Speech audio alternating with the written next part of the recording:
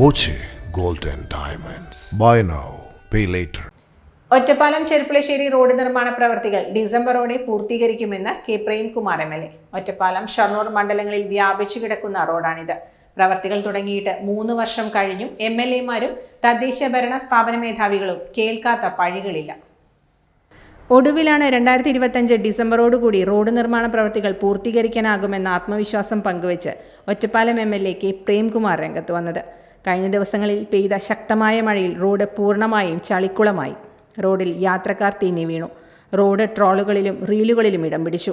ഇപ്പോഴും നിർമ്മാണം ഇഴഞ്ഞു നീങ്ങുന്നുവെന്ന ആരോപണം നിലനിൽക്കുന്നുണ്ട്.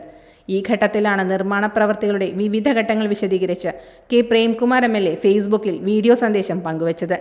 കിഫ്ബി പദ്ധതിയിൽ ഉൾപ്പെടുത്തി 54.29 കോടി രൂപ ചെലവിലാണ് നിർമ്മാണം. പ്രവൃത്തി സമയബന്ധിതമായി പൂർത്തീകരിക്കാൻ കഴിയുമെന്ന തികഞ്ഞ ആത്മവിശ്വാസമുണ്ട്. സ്വാഭാവികമായും മഴയുടെ ഭാഗമായി റോഡ് പണി വേഗതയിൽ നടക്കുന്നതിന് ചില പരിമിതികളുണ്ട്. യാത്രക്കാർക്ക് ഇപ്പോൾ ചില പ്രയാസങ്ങൾ നേരിടുന്നുണ്ട്. നല്ല നിലയിൽ ഈ കാലാവസ്ഥയൊന്ന് മാറിയാൽ ഉടനെ തന്നെ നമുക്ക് പണി വേഗതയിൽ പൂർത്തീകരിക്കാനാകും. പ്രതീക്ഷിക്കുന്നത് 25 ഡിസംബർ 26 ജനുവരിയോട് കൂടി തന്നെ ഈ പ്രവൃത്തി പൂർത്തീകരിക്കാനാകുമെന്ന ആത്മവിശ്വാസമാണുള്ളത്. ഒറ്റപ്പാലം ചെർപ്പുളശ്ശേരി റോഡ് BMMBC നിലവാരത്തിൽ പൂർണ്ണമായും പൂർത്തിയാകുന്നതോടെ നമുക്ക് നാട്ടിലെ ജനങ്ങൾക്ക് ഏറ്റവും നല്ല നിലയിൽ യാത്ര ചെയ്യാൻ കഴിയുന്ന ഒരു സൗകര്യമായിരിക്കും ലഭ്യമാവുക.